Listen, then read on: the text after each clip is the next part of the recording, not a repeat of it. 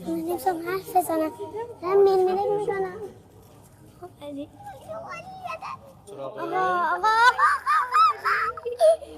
آقا آخ جون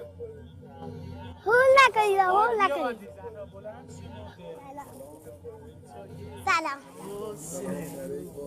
ماشاءالله بگید ببینم بسم الله الرحمن الرحیم رهبرم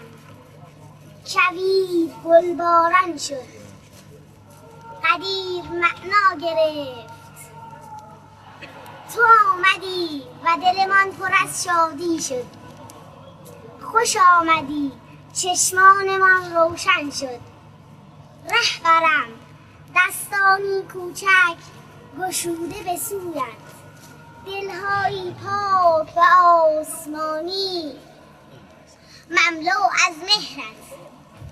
دعایی کودکانه برای پایداری اسلام انقلاب و رهبر تنها داراییم آن را بپذیر ماشاءالله اللهم وال من والا و عاد من عادا و انصر من نصره و اخذل من خذله صل علی محمد نایب مهدی آمد صل علی محمد نایب مهدی آمد صل علی محمد نایب مهدی آمد بسم الله الرحمن الرحیم از زهراسارات قائم محمدی هستم فرزند جانباز سید محمد رضا قائم محمدی تقدیم شما آقا دست شما بخشید آقا یک همین شخصیتون رو واسه تقرار